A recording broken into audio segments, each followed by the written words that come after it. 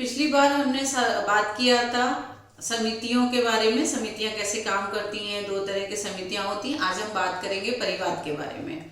परिवाद कैसे दर्ज किया जाएगा, उसकी क्या प्रक्रिया होगी, इसके बारे में हम चर्चा करेंगे। तो सबसे पहले यह है कि कोई भी व्यथित महिला, जो कानून में लिखा है कि कोई भी व्यथित महिला कार्यस्थल पर लैंगिक उत्पीड़न की घटना की तारीख से 3 माह की अवधि के भीतर, जो लगातार जो उसके साथ घटनाएं हो रही हैं उसमें जो उसकी श्रृंखलाबद्ध घटनाएं है, उसके अंतिम जो घटना की तारीख से 3 मास की अवधि के भीतर लिखित में परिवाद दर्ज करा सकती है। ये कानून में उसको अधिकार दिया गया है। इसमें यह भी कहा गया है कि किसी कारणवश अगर घटना का परिवाद दर्ज करने में देरी होती है और वो देरी के कारणों को बता पाती है, देरी के कारण जो है वो समिति को ये संतोष प्रदान करते हैं कि इस वजह से घटना जो है वो दर्ज नहीं कराई जा सकी थी, तो एक विलंब से भी घटना दर्ज कराई जा सकती है। लेकिन अगर इसमें दो है कि अगर चूंकि व्यथित महिला की बात की गई है, कई बार ऐसी परिस्थितियां आती हैं कि जहां पर व्यथित महिला जो है वो शारीरिक मानसिक रूप से सक्षम नहीं है उस परिवाद को दर्ज कराने में, उसकी मृत्यु हो चुकी है या फिर किसी तरह से वो कोमा में है या कोई और परिस्थितियां हैं जिसकी वजह से वो परिवाद दर्ज नहीं करा सकती है। ऐसी परिस्थितियों में कोई भी व्यक्ति जो उसका खासतौर से विधिक वारिस है या फिर महिला बाल विकास से संबंधित कोई अधिकारी है या फिर कोई भी आयोग जो बने हुए हैं महिला अधिकारों पे, मानव अधिकार पे काम करने वाले जो आयोग हैं, या उसकी चिकित्सा में लगा हुआ कोई चिकित्सक है, वो इस परिवाद को दर्ज कर सकता है अगर महिला इस स्थिति में नहीं है। ये इस कानून में बहुत स्पष्ट रूप से लिखा हुआ है। अब जब परिवाद दर्ज हो गया है तो फिर समिति को क्या क्या करना होगा, तो समिति को ध्यान रखना है क्योंकि ज्यादातर क्या होता है कि हमारे पास शिकायतें आ जाती हैं और वो फाइल में पड़ी रहती है और हम फुर्सत नहीं निकाल पाते। इस एक्ट में जो है वो एक टाइमलाइन तय की गई है। टाइमलाइन में है कि जैसे ही हमें परिवाद प्राप्त होता है, इसमें ध्यान रखें कई बार जो महिलाएं आती हैं हमारे यहाँ वो पढ़ी लिखी नहीं होती हैं। ऐसे में जो समिति है उसको वो शिकायत दर्ज करने में, लिखने में, रिकॉर्ड करने में मदद करने का काम करेगी। अब जो हमने कहा कि परिवाद दर्ज हो गया है तो फिर समिति को क्या करना है, तो समिति को जो है 7 जो दिवस है, कार्य दिवस है, उसके अंतर्गत प्रत्यर्थी को जो है वो ये प्रति के साथ और वो भेजना है कि आप अपना पक्ष जो है समिति के समक्ष 10 दिनों के अंदर रखें। अब इसके बाद जो है जो प्रत्यर्थी है वो अपने प्रति जो शिकायत प्राप्त हुई है, जो समिति ने जो पत्र दिया है, उसके आधार पर अपना उत्तर भेजेगा जिसकी अवधि 10 दिनों से अधिक नहीं होगी।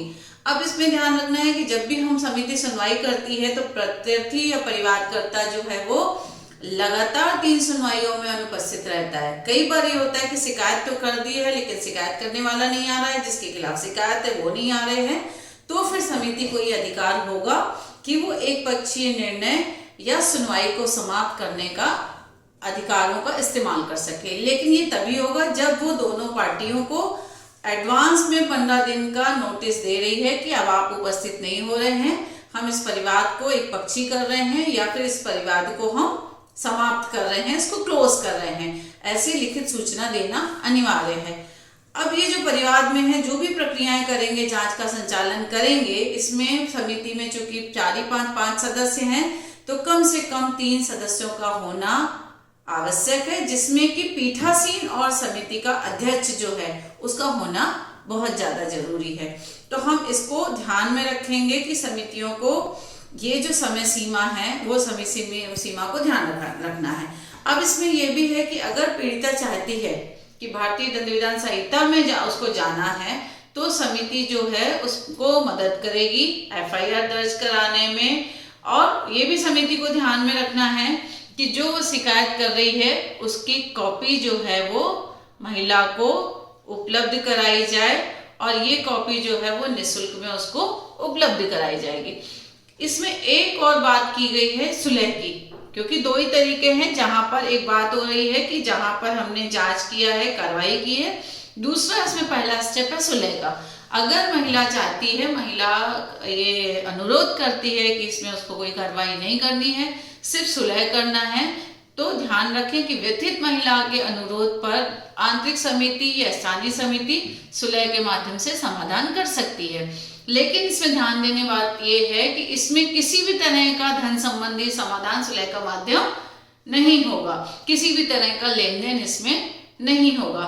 सुलह होने के बाद समिति जो है वो अपनी जांच को आगे नहीं बढ़ाएगी, लेकिन ये ध्यान रखना है कि सुलह की प्रक्रिया को हमको लिखित में उसका दस्तावेजीकरण करना आवश्यक है। ये पूरी प्रक्रिया को कि हमने सुलह किया है, इन आधारों पे हुआ है, दोनों पक्षों का ये मानना है, और इसके बाद इस मामले को, इस प्रकरण को बंद किया जाता है, इसको क्लोज किया जा सकता है। और ये जो सुलह की कॉपी है, ये जो भी संबंधित अधिकारी हैं, जिलाधिकारी है, नियोक्ता है, हमारे जो महिला है शिकायतकर्ता, जो प्रत्यर्थी है, उन सभी को निःशुल्क इसकी प्रति उपलब्ध कराई जाएगी। तो ये एक समिति की बड़ी भूमिका है, इसमें समिति को समय सीमा का ध्यान रखना आवश्यक है। अब हम अगली बार अगले विषय पर बातचीत करेंगे। आज हमने बात किया है कि समिति को शिकायत प्राप्त होने के बाद क्या करना है, और उसमें सुलह का भी एक पक्ष रखा गया है।